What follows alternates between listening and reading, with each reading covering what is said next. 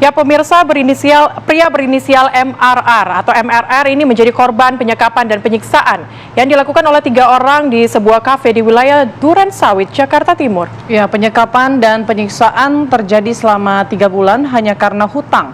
Kini korban menerima trauma serius hingga takut bertemu orang lain.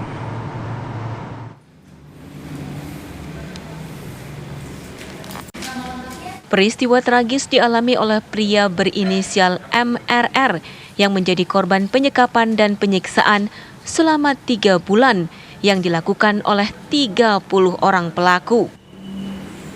Korban kerap disiksa oleh para pelaku dengan berbagai macam penyiksaan dan kekerasan. Diduga berawal dari utang piutang di mana sebelumnya korban pernah bekerja sama dengan terduga pelaku utama berinisial HRA terkait bisnis jual beli mobil.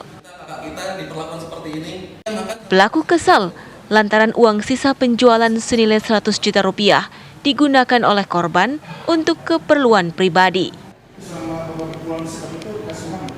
Pelaku meminta korban untuk datang ke sebuah kafe di wilayah Durensawit dengan dalih meminta korban menggadaikan mobil milik pelaku.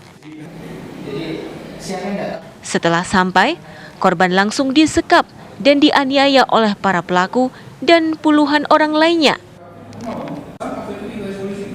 Korban baru bisa bebas dari penyekapan setelah kakak korban menjadi jaminan sebagai pengganti korban.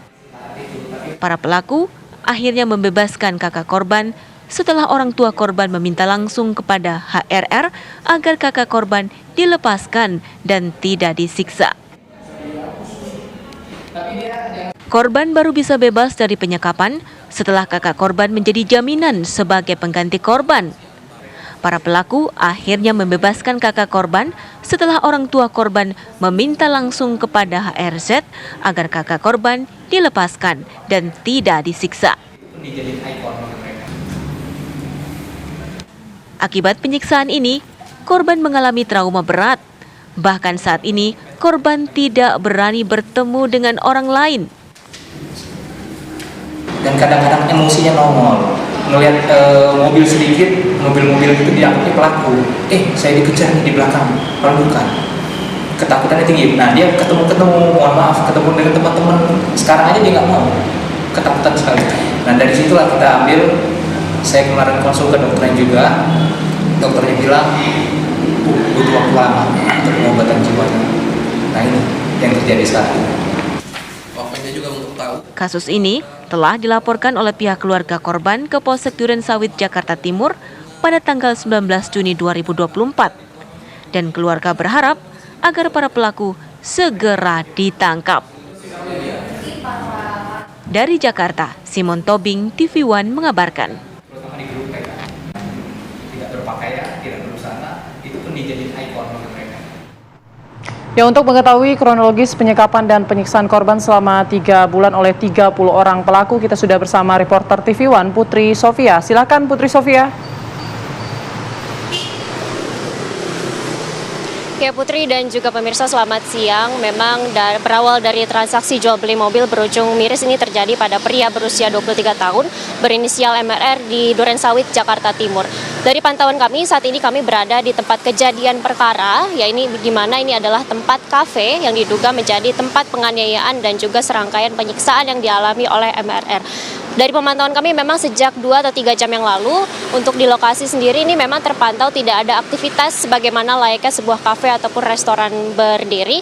Namun tadi kami sempat berbincang bersama dengan warga sekitar bahwa memang dari aktivitas yang berada di kafe di Durensawit, Jakarta Timur ini memang terpantau sejak beberapa hari lalu memang sudah sepi. Namun tadi kami sempat meminta keterangan dari warga yang memang sudah pernah berkunjung langsung ke kafe ini.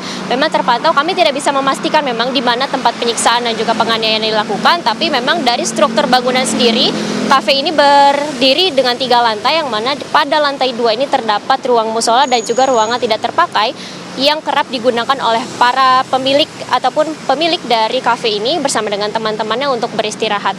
Tadi kami juga sempat berbincang dengan beberapa warga, juga diketahui memang salah satu pemilik dari kafe ini juga berinisial H, yang mana memang dari dugaan kami ini juga menjadi salah satu pelaku ataupun terlapor dari pelapor yang diduga mengalami serangkaian penganiayaan. Namun Tadi kami juga sempat melihat ada beberapa petugas seperti petugas kepolisian dan juga petugas linmas yang berjaga-jaga di sekitar kafe. Namun tadi kami sempat melihat memang tidak terdapat garis polisi yang dibentangkan semenjak memang pelapor ini telah melaporkan kasusnya atau kejadiannya ke Polsek Durensawit Jakarta Timur pada tanggal 19 Juni lalu.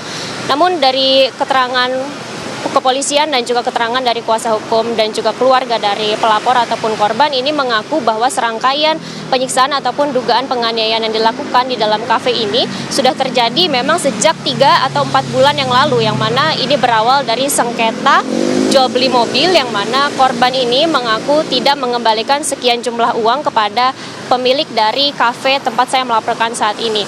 Dari kejadian tersebut akhirnya korban dibawa ke kafe untuk berdalih, pelapor berdalih untuk melakukan penggadaian, namun ternyata korban ini dialami oleh penganiayaan dan juga.